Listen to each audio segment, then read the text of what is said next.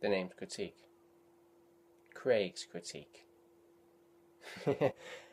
And with me in this stupid get-up and that stupid opening line, the reason can only be that I've been to see the newly theatrically released film this week, which is, of course, Spy. That's the only reason for that, so let's do away with them, and that's enough of that. And yeah, so this week I saw Spy, Melissa McCarthy's new film, directed, of course, again, their over and over collaboration with Paul Feig. I have not seen a Melissa McCarthy film before, so this is my first film of hers. So this is quite an unusual angle to go in at, because most people may have already seen many of her works, be it that breakthrough role in Bridesmaids that everyone's aware of, or The Heat, or Tammy, or Identity Thief. She's had many numerous hits in the last, what was that, four years? And this is the newest one, and it's very interesting actually. So I honestly, before seeing this film, I wasn't sure whether I was going to enjoy it or not. I thought, this is probably not my sort of film. But it is a spoof film, so there's always going to be something there, hopefully, if you've seen lots of films in that sort of genre before. So there's lots of, obviously, riffs on Bond. The fact that Jude Law plays a super spy tells you all you need to know in that angle. And that Jason Statham is he's almost a stupid Bourne in a way. Just absolutely full of energy and full of vigour, but he needs to channel it a lot better. But yeah, let's go back to the sort of Melissa McCarthy's character, who is effectively, she is the eyes and ears of Jude Law in his spy world. He does all the hands-on physical work, and she is his intelligence behind that. Only it comes to a point, and this is not going to spoil it too much, where he's on a mission after a particular criminal, and suddenly his character goes dark. Not goes dark, but appears to die. So suddenly they need to avenge this death. But the person who has done this declares that she knows all the spies in their organisation, including the likes of Jason Statham's character, Rick Ford.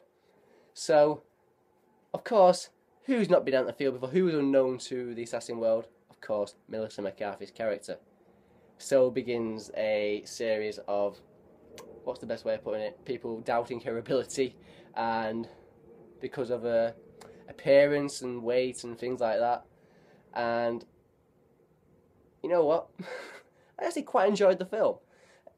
It's not the most amazing film, in my opinion, although critics actually have loved it, but maybe it's just not my sort of film to begin with, and I need to be a bit convinced a little bit more, so maybe that's why I'm a bit more tempered in my critical response to the film. But Melissa McCarthy is entertaining. Jude Law is perfectly cast for the role. Rose Byrne is the villain of the piece and does a damn good job of it. But I hate to say that. Do I hate to say? No, I don't hate to say this, actually. I really enjoyed Jason Statham in this film. Because there's no doubt that Jason Statham's abilities are particular to a type of film.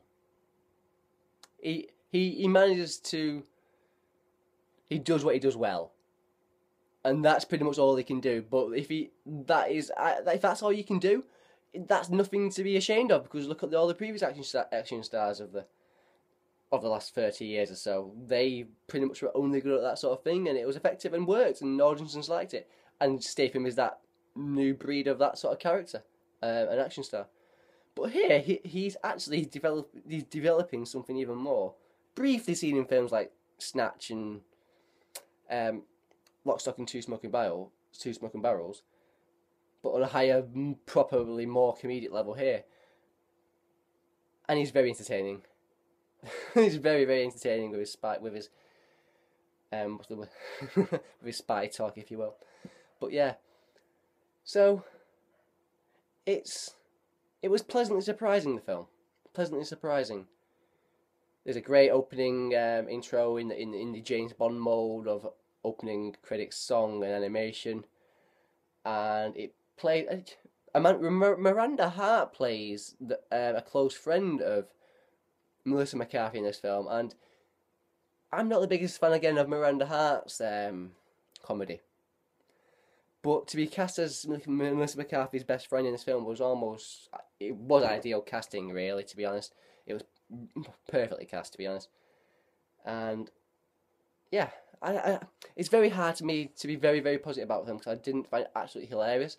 There was certain stuff I found really enjoyable, but there's an audience for this sort of film, and by me saying I didn't enjoy it as much as everybody else is not a criticism. Because like I said before, I don't think this was generally my sort of film, but I did find things in it that I really, really enjoyed. Oh, I didn't even mention Peter Serafinowicz, did I? As a is it Italian Interpol agent, who's a bit hands-on with Melissa McCarthy's character and, well, in general, with his character. He's very enjoyable, and his final scene in the film was ridiculously enjoyable. I won't say what it entails, but he does a very good, entertaining, and funny job there. But yeah, it's a really enjoyable film. More to other people's taste maybe, but that's no criticism, because well-known critics have praised it, and there's definitely a market for that sort of film out there. So there we go. Yeah, Spy was my theatrically released film of the week. We will now move on to my classic film of the week, and it is once again continuing in the spoof film genre of comedy. So, what film is it? Do I hear you ask? What film is this? Well, to be honest, I think it's the daddy of all spoof films, and that is, of course, Blazing Saddles. What is there to say about this film? I think it's an absolute masterpiece of comedy, personally. I love a western to begin with. When I watched this as a young teen, I just absolutely loved it, and it's one of those films, and I say probably this about quite a few films that I have cited as films that have developed my love of film. It brought about the numerous possibilities of film and broadened them even more. So let's talk about the film itself rather than my admiration for it. Cleveland Little plays a black slave worker in the film, working the railroad tracks. He gets into a bit of an altercation with a white cowboy, well, white hick, to be honest, isn't he? And is then sentenced to be hung. He goes to be hung. While this is going on, there is a governor and a lower level politician who really runs the show. The governor is played by the director, Mel Brooks, brilliantly, as the stupid, always relying on his assistant to do his job for him, which is obviously very satirical. And his this other politician is the character Headley Lamar, or Heady as Mel Brooks called him quite often. It's Headley, sir, Headley. And they're getting he's involved in numerous crimes and corruption and things like that with this small town called Rockridge, and is wanting to put the railroad past this or through this town, and suddenly the land is going to be worth an awful lot of money, so he wants to claim this land for himself. So what is the best way of doing this?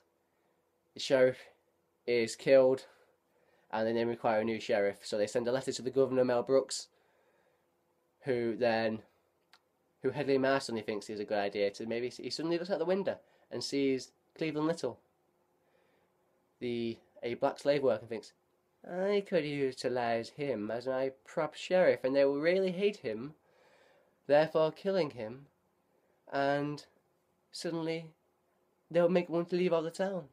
So yes, he decides to make Cleveland Little his sheriff. So he sends Cleveland Little to the town, and obviously the initial reaction is, what the hell? Is the polite way. He's putting a lot more swear wordy in the film, but I'll refrain from using those words. But a series of events take place involving Haley Lamar trying to just completely ruin him as a sheriff and just completely make them hate him and want to leave town. But eventually things do come to pass where they suddenly need him and require him, and he does a job for them and realise they aren't so different after all. So yeah, but that's the story. Why is it such a brilliant comic masterpiece? Other than the obvious spoof angle, which I think it spoofs the Western genre perfectly, from the small town hicks that it depicts to the conniving authoritarian figure, and let's face it, the utter racial tension and racial language and the racial things that were going on at the time. So yeah, and it just makes them seem so trivial and so stupid. And that is why at the time in 1974 was the year it was released, it was so brilliant and it was so effective, in my opinion. Because at the time it was about 10 years after the civil rights movement, and it suddenly hit a point where that is such a perfect film to exemplify how stupid it all was, really. It's even more relevant. It is a film that will always be relevant because of the issues it depicts. I'll go into some of the particular comedy aspects of the film there, from its, obviously, like I say, the racial satire that it depicts. Like I say, to the Western spoof, to even just from those really clever sort of comic ideas, to the just really absolutely slapstick nature of the film. It is extremely famous for the fact that this film was the first film for someone to fart on film, and it's the famous beans round the campfire eating beans sequence.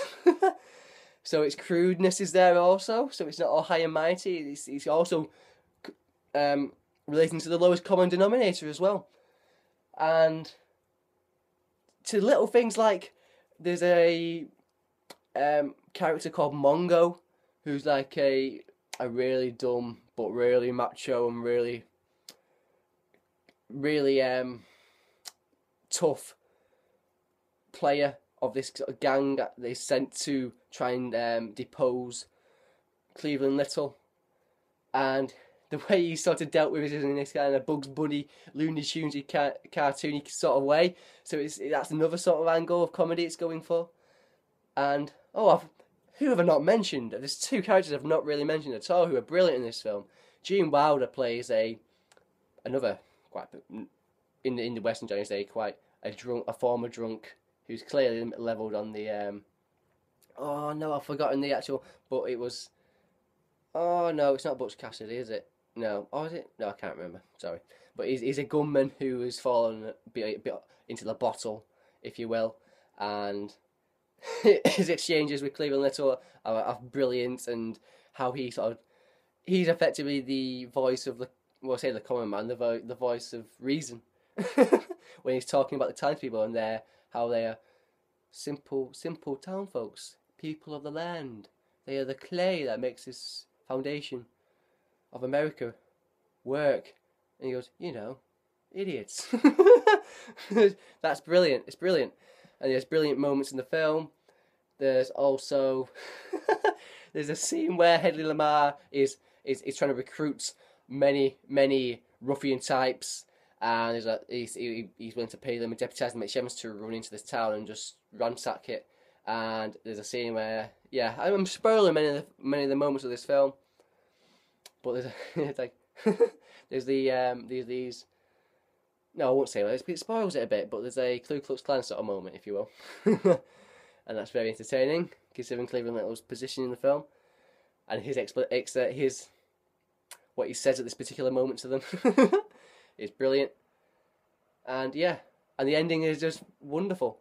The way it's constantly breaking the fourth wall as well, so that's an interesting aspect of comedy. Brilliantly done again. I just can't help but praise every aspect of the film. And who's there left to talk about? Oh, Madeleine Kahn is a German what do you call them? Oh, burlesque.